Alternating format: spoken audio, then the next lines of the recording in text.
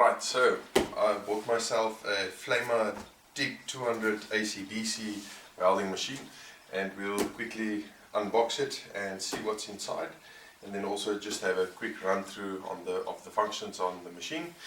The reason I specifically went for the Flama machine and not one of the other hundreds of Chinese brands is that this machine actually kind of comes from the same factory in Shanghai that makes the Lincoln machines, and quality wise I think it is quite a bit better than a lot of the other machines. It is also a bit more pricey, but if you think in the long run, then I think it is maybe worth it spending a little bit more on a machine when you buy it the first time. Okay, so let's go on and cut open the box and see what we've got inside.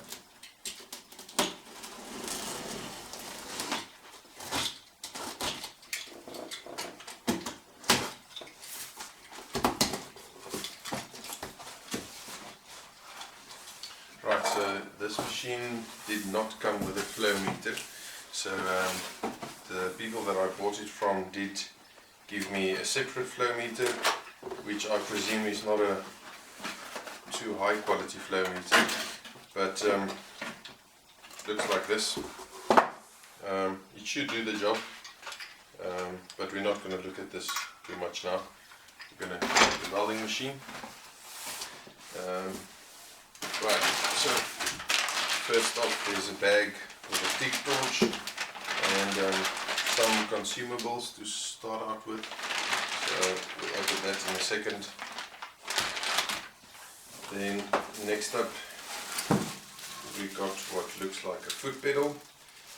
Now this machine does have an option of a wireless foot pedal and a wireless remote control for the machine, which is quite costly, so I did opt not to go for that. So I have the normal wired foot pedal, and then got a normal piece of gas hose for the argon, and then the normal stick welding handle and the ground torch, which seems it will work fine. Yep, so that's basically it. And then the machine itself comes with some packaging to keep it nice and safe.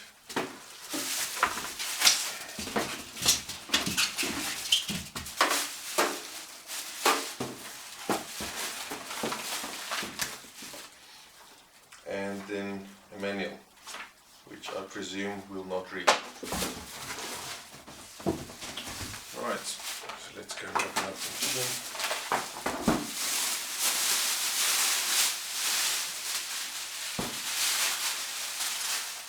So actually the first thing I picked up a while ago, and why I started looking at the Flama machines, I've got a 2012-2013 model Lincoln inverter, which looks exactly the same as the Flama machines. It's basically a carbon copy, and that's basically what made me look into the Flamas further on.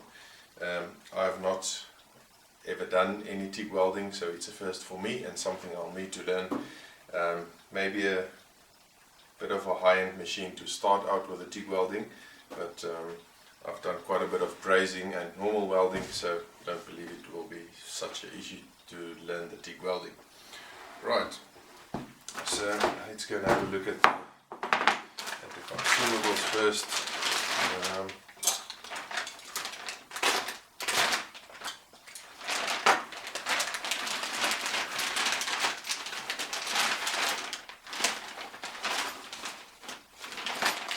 We've got this little pack with a tungsten holder, a collet and a long back cap, as well as a number 7 ceramic cup.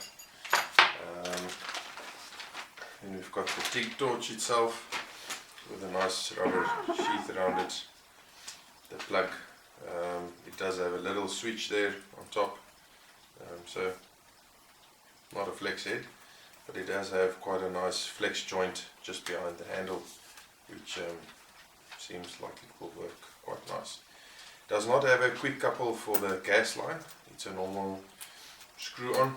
The quick couples does, I think, should work quite nice, but looks alright. Okay, let's go and open this up.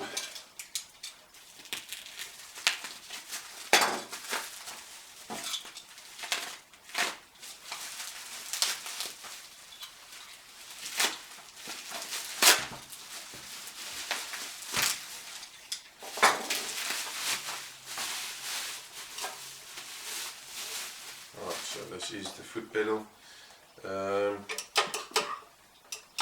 Looks decent quality. Not sure how well it will work. As I said, I've never actually done any TIG welding, so welding with a foot pedal will be quite new to me.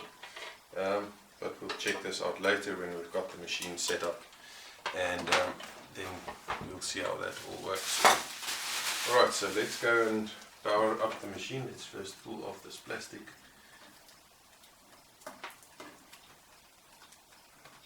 It will help if I can find the edge.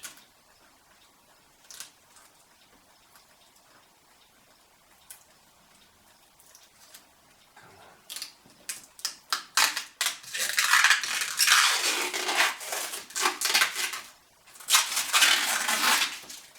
Okay, so there's a nice and clear screen. So let's go ahead and plug it in, and then we quickly have a run through the functions. So something I did miss at the back of the machine, we do have a little quick couple, at least at the back, for the argon. So if we turn this machine around, you'll see it's got the quick couple point here at the back, which we'll put the hose on, and then we've got the on-off switch. So yeah, so let's switch it on, and then we see what we can set on this. Alright, so like I said, no quick couple point at the front. It's a normal screw on gas point there. Actually loosen up the hose so I can feel how that feels. So the connectors, don't think it's the most expensive, but they feel quite sturdy and quite good.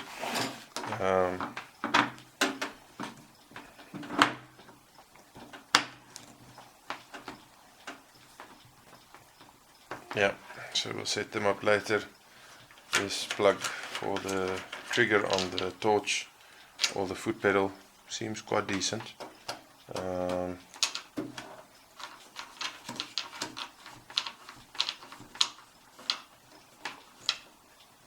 Yeah, so it's quite sturdy, should work pretty well. So let's just remove this, and then we'll switch on the machine and run through the functions. Okay, so we'll switch on the machine at the back. Yeah, the fans will probably stay on, and so this is the AC machine with the wave functions as well. I have not looked at the manual at all how to set it up, so I'll just quickly run through. So it looks like it's got your normal stick welding, your high frequency TIG welding, and then the lift TIG. So if we go over on the high frequency and we go on to the right, you have your DC normal and DC pulse, then your triangle wave, sinus wave and square wave AC functions. Right, so let's run through the DC side first. So you have your normal 2T and 4T operation for the trigger. Then from that you've got your pre-flow setting. That's anything from 0.1 to basically 2 seconds. Let's put that down at a second. You have your starting amps. Now I presume this is for when you work with a trigger and not with the foot pedal. The foot pedal should override your starting amps, ramp up and ramp down and all of that. So that's in, okay, so your starting amps, so that's your normal amps. Your ramp up time, let's make that up to 2 seconds. Your peak amps. Then we can choose the normal DC or the pulse function. If we do choose the pulse, then we can select our pulse frequency. So our range there is from 5 to, let's see, I think it's 200. Then we can specify our pulse width, which is between 5 and 95%, I presume. Then that's your frequency. So no, that's your bottom amps. I was incorrect previously. I should have just opened my eyes. It shows you that's the amp setting for the bottom of the pulse, your width, then your frequency, your ramp down time, and your end amps. Right, and finally your post flow. So that's basically it for the high frequency settings. If we run through the AC functions, get the same 2T40, your pre-flow, start amps, ramp up, peak amps. Now that you would use if you want a pulse overlay on the AC.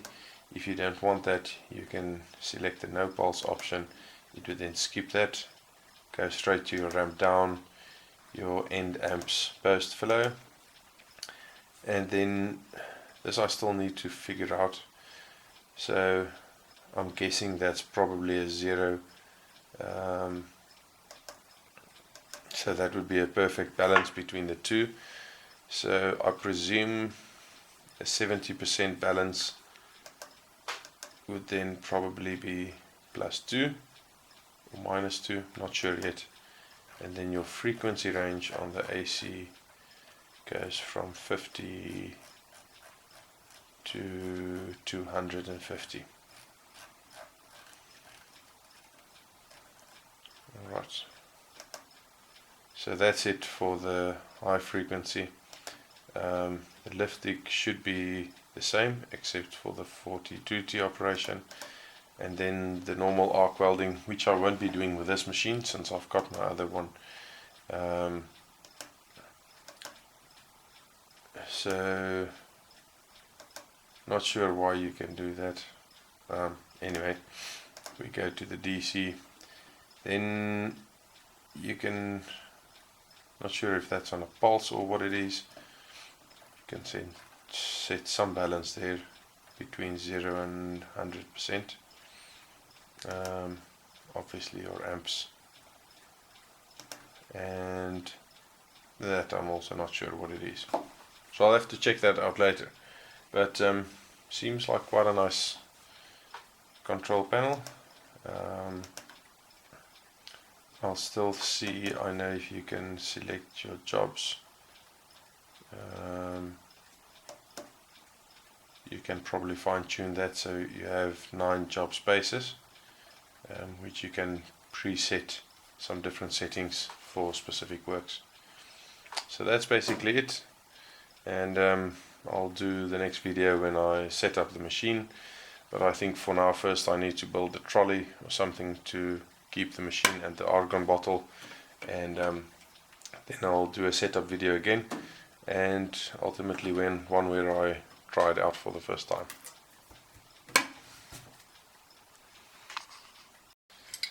Okay, so let's have a quick look at the consumables that we get with the machine.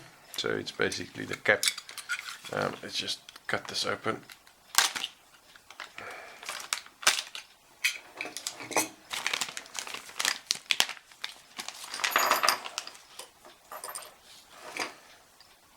Okay, so we've got some color thin tungsten. I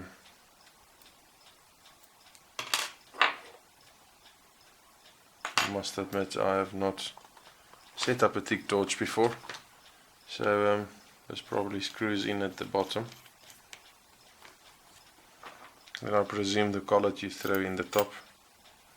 And oops, I'll screw the back cap in.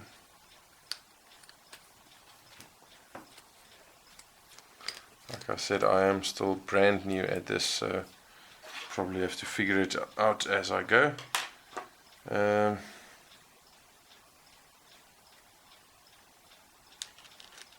I don't have any clue as to which way around the... I think that it looks like it can work. And then obviously I need to sharpen the tungsten still. And yep, so that looks like it will work. So it's got some places to hold on. As I said, it's a nice little flex joint between that and the hose, and then obviously the trigger button at the top, which you'll use for the 2T and the 4T operation. So we'll go ahead and sharpen our tungsten. I did get some extras of this, so I got some 2.4mm tungstens, as well as a 6 and a 8, number 6 and a 8 cup. So I'll probably start out with an 8 or something, and then we'll see how it goes from there. So that's about it for the unboxing of the machine.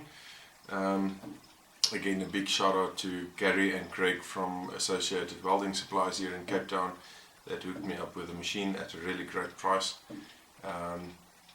Really good guys to go to if you need any welding supplies or any machines. So yep, go and check out their website. I'll also put a link in the description below.